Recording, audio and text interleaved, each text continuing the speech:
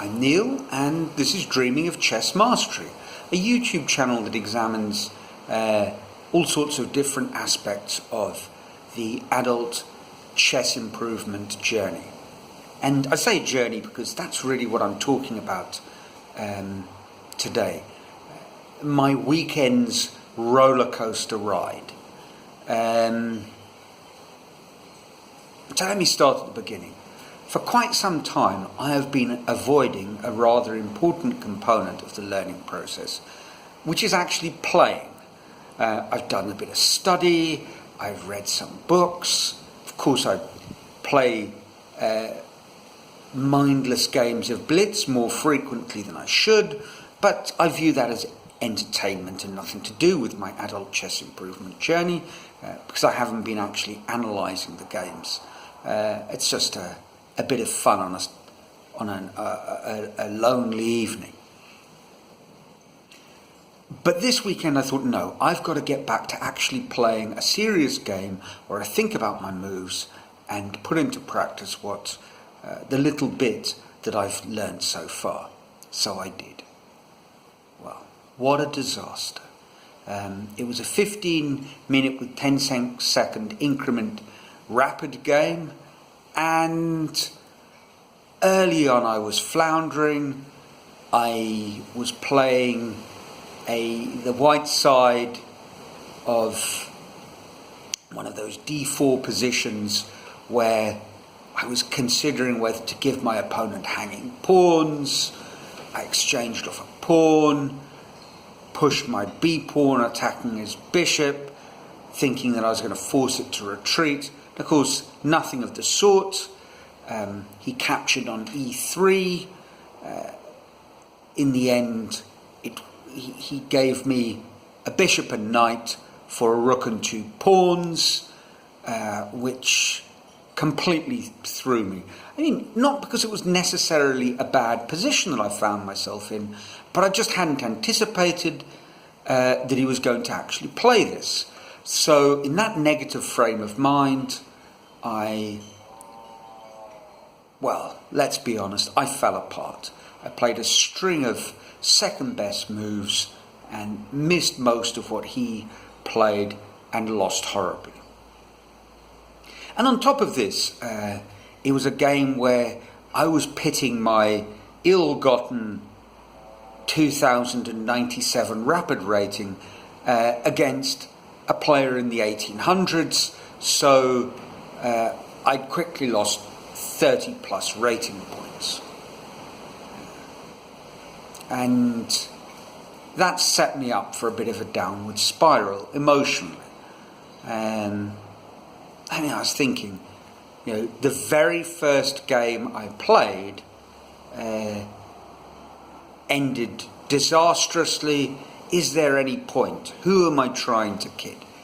Now, I didn't get to the point of throwing a full-blown tantrum, but I did find the whole episode somewhat dispiriting. And in all of that, there are just tons of signs of the dreaded fixed mindset. The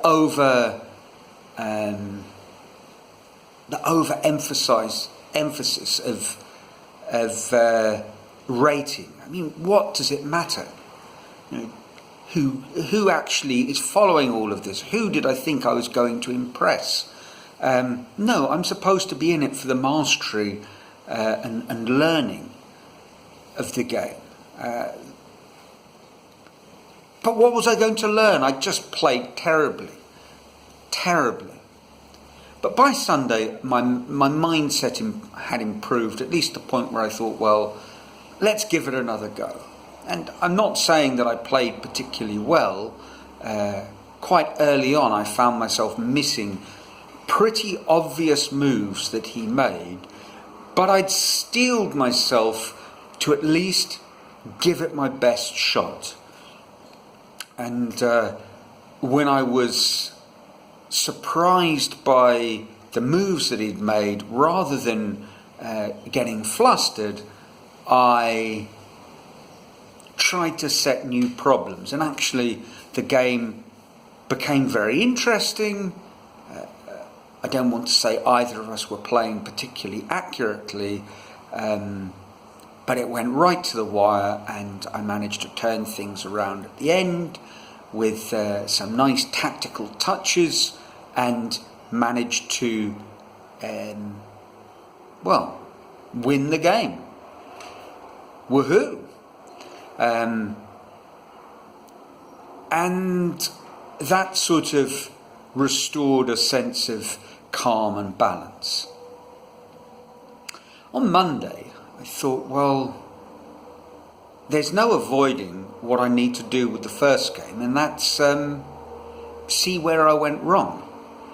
I hadn't recorded the moves when I was playing, and when I went back to chess.com, there was no, perhaps there is a way of doing this, but when I called up the game, I ended up seeing machine evaluations. And it was pretty clear at a certain point, a move that he'd played, which kind of left me feeling somewhat dejected, was actually apparently a huge mistake, and I had a great opportunity that I'd missed. So I decided, and in line with what I've said recently, I was going to analyse that move, which I started to do. And I just lost myself. It was wonderful. The mythical flow state. An hour or two went by. The position was fascinating. I think it was fascinating and a sort of unfathomable sea of complications, quite possibly because I'm not very good, or not good enough, at calculating or seeing my way through these sort of tactical feasts. But it was very, very interesting. And the sort of position and the kind of tactics that I suspect are ones that I need to gain some greater mastery over. A bit later on, after some in-depth calculation, I went back to get a little bit of a peek at what I was supposed to be doing in the position, to see if I was on the right lines, and that set it off all over again. I didn't go into too much detail, I just got a few helpful hints and pointers.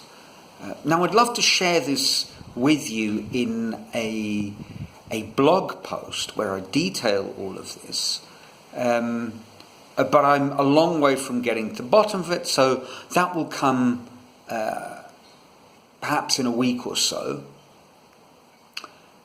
But on Monday morning, I'd also done one of those tactical puzzle sessions. I'm a non-paying member of chess.com, so I get 3 puzzles per day, and one of them led to some very interesting insights, which I've written up, and I'll attach the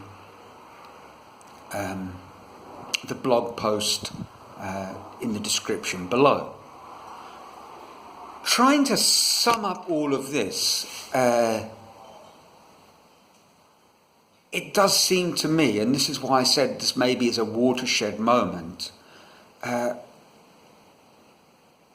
very first game that I played after a bit of a lull generated a startling amount of material to consider and analyse. And the first tactical puzzle that I got wrong generated all sorts of interesting insights in my thinking process, sort of lovely buzzword, metacognition, and it was sort of yesterday, it was clear to me, this mastery road is a end in itself. I don't have to become a strong chess player. These rating goals are distractions. They are, and I've spoken about it before, and I know it's true, but they are distractions that are deeply ingrained in how I view chess.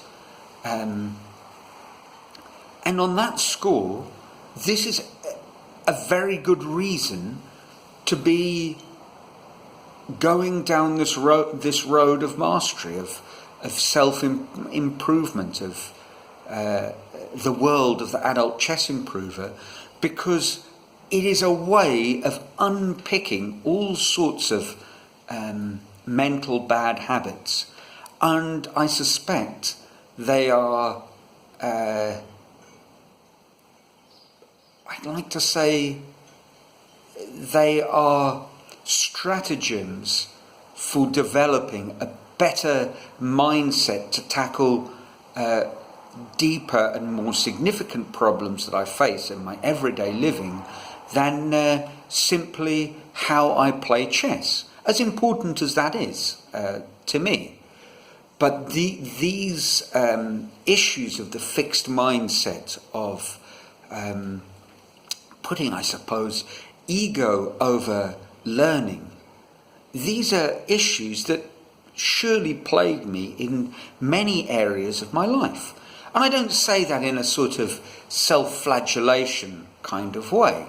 I'm not suggesting that I'm some kind of mentally crippled person struggling to come to terms with everyday living. No, I think I approach things in a pretty healthy way, and I have a wonderful life.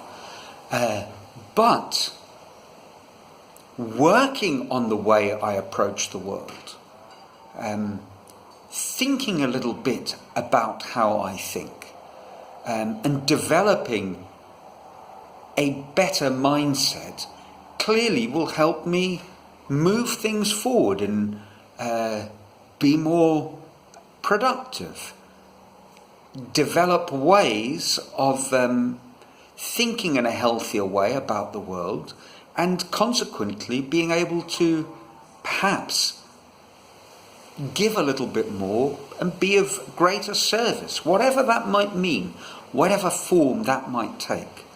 So it's been a very interesting couple of days, which I'm still sort of making sense of in an analytical sort of way, and I'll share more of this in the days to come. But that's it for this week. I hope that you're enjoying your chess, that your lives are filled with joy, that you are keeping safe, healthy, and from a sunny Brazil, until next week,